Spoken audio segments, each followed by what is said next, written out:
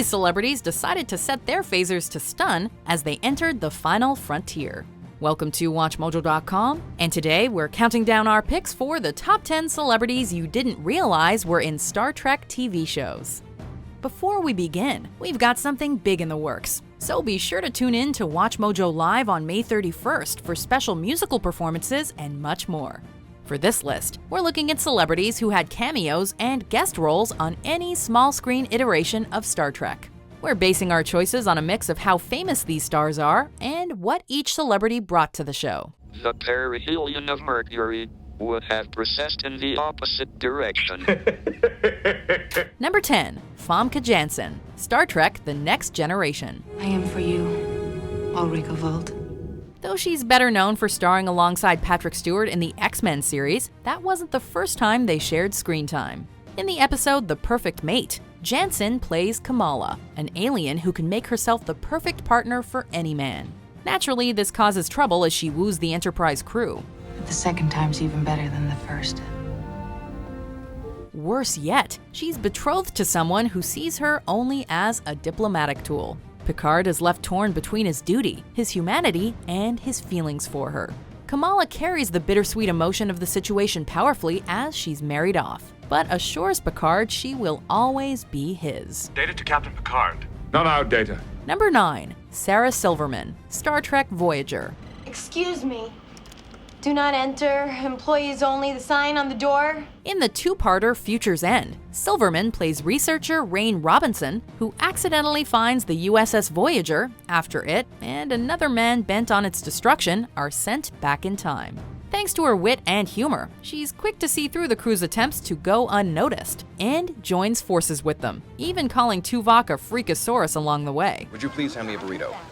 Everything you guys do is just a little bit off. Her geeky ways manage to catch the attention of Tom Paris, who briefly kisses her before returning to the future, showing that brains are sexy in any century. I guess this is goodbye.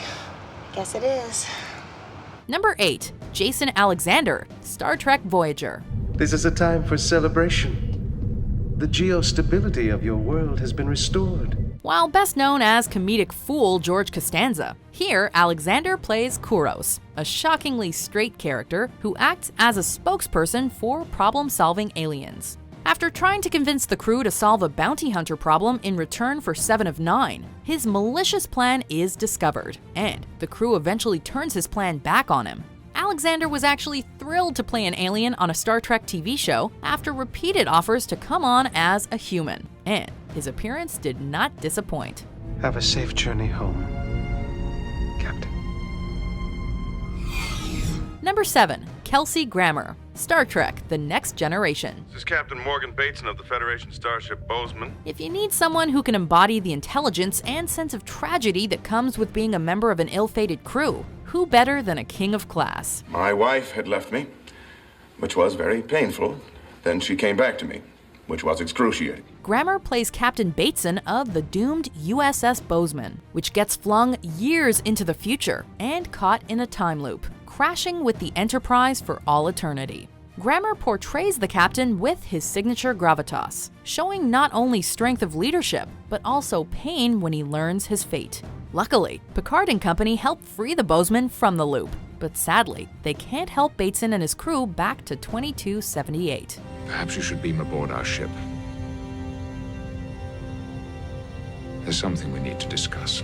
Number 6. Seth MacFarlane, Star Trek Enterprise. I ran a pressure test. Tell it to the man lying in sick bay. The first time MacFarlane was on Star Trek, he worked on the Enterprise as an engineer, fixing it after a near-fatal battle, all while getting reprimanded by his boss. In the Season 4 episode Affliction, he finally got a name, Stuart Rivers. MacFarlane delivers a surprisingly reserved performance, working on the Columbia ship to adjust its field matrix. Dilithium matrix is stable. Driver coils are configured for warp speed.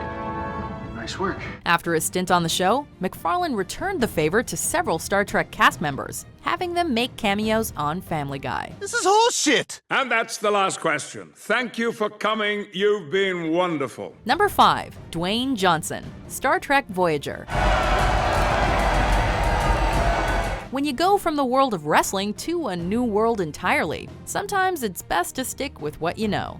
Dwayne Johnson came out swinging as the Pandari champion in the futuristic sport of Sunkatse, fighting 7 of 9 in the ring. The Rock was truly an impressive sight, using his famous rock bottom move and even performing all his own stunts for the episode. Though we now know his acting career is a success, his brief stint on Star Trek was one of his earliest big breaks to help him transition out of wrestling. Number 4. Iggy Pop, Star Trek, Deep Space Nine. That would leave me stranded here. Creative types can be endless wells of talent.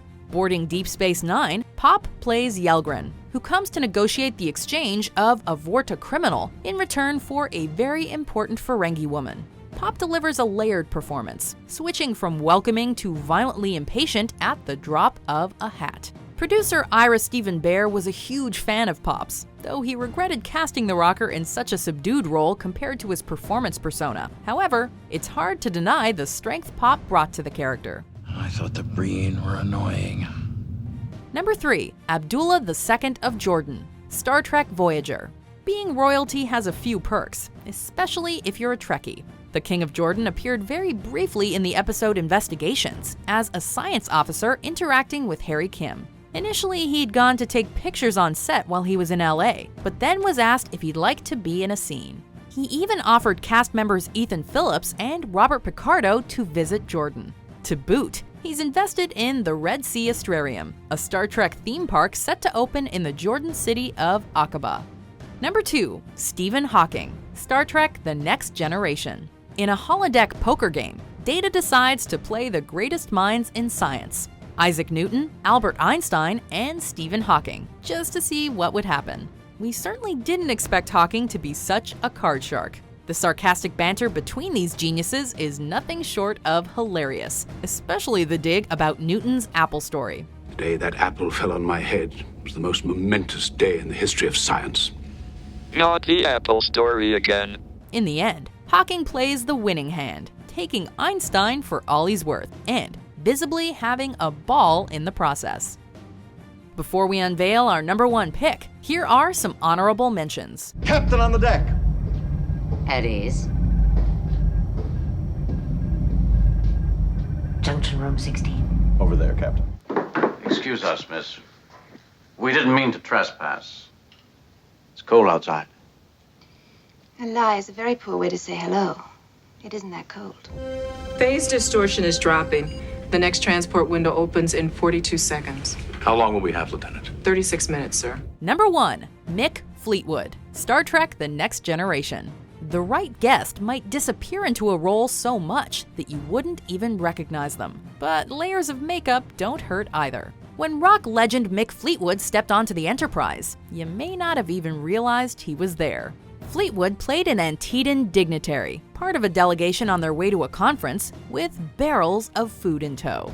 Fleetwood was such a massive fan of the show that he even agreed to shave his beard. All he wanted was to be beamed onto the Enterprise. Welcome. I'm Jean-Luc Picard, captain of the Enterprise. Do you agree with our picks? Check out these other great clips from WatchMojo and subscribe for new videos every day.